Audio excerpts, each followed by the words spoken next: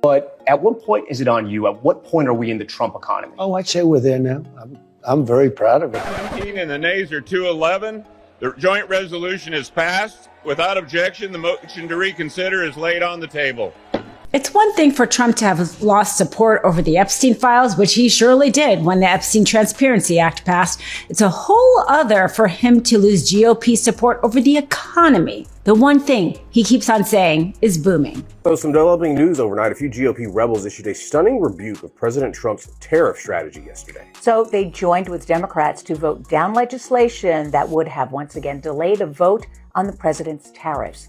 First you have Thomas Massey. He's a Kentucky Republican, long been a thorn in the side of leadership and President Trump. Kevin Kiley, moderate from California. His district has been redrawn. He hasn't said which district he's going to run in. Could be up for a difficult re-election in the midterm elections coming later this year. And then Don Bacon, a moderate from Nebraska, who's actually retiring from Congress. So those three are kind of outliers within the party. Each have individual circumstances that might lend them to kind of buck party leadership. But it's very interesting. You have this vote here that had been, the Speaker of the House had basically been using a procedural maneuver to prevent these votes from coming to the floor. What do? They basically end the president's ability to use an emergency declaration to impose tariffs on multiple countries. He's using kind of the same vehicle to impose tariffs on Canada, on Mexico, on Brazil. And so this would end that ability. The Speaker didn't want it to come to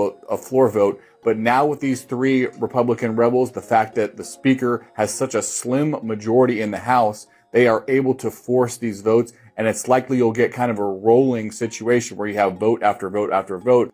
We have some serious GOP defections that may just save us all. The fact is that enough members of the GOP voted against Trump's tariffs, voted against Mike Johnson's proposal to not allow any bill regarding Trump's tariffs to even reach the House floor until the end of July. I mean, could you imagine that? Knowing that something is that unpopular that you have to stop a vote from even occurring about it in order to please dear leader? The fact is, enough of the GOP members voted against Trump's tariffs, despite the fact that Trump has already gone out on Truth Social and said that they plan on primarying them, is because they knew they were going to lose. The tariffs have been a disaster for the American economy.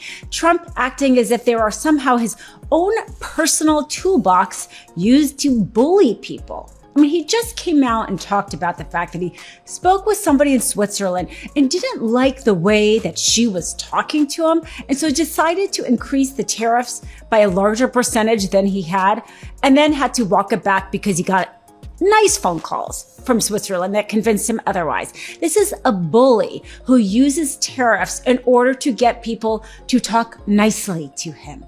And the rest of the American people and the American economy is dragged along with it. This is why even among Republicans and even among the GOP, they're basically saying enough is enough. We'll see what happens. This is the right vote for my district.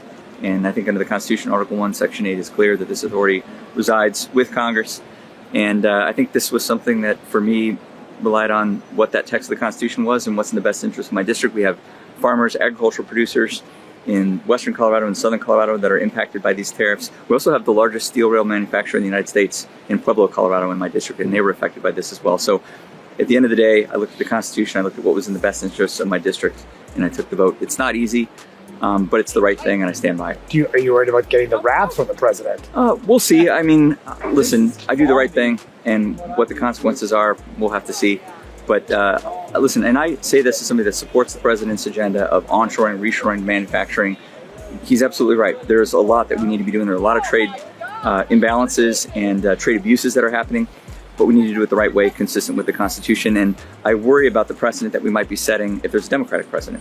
Trump also tried to bully Canada. He got so upset when they rightly released that ad about Ronald Reagan talking about how bad tariffs are that he threatened to cancel negotiations. Well, in January, China entered into a deal with Canada that was favorable to both countries.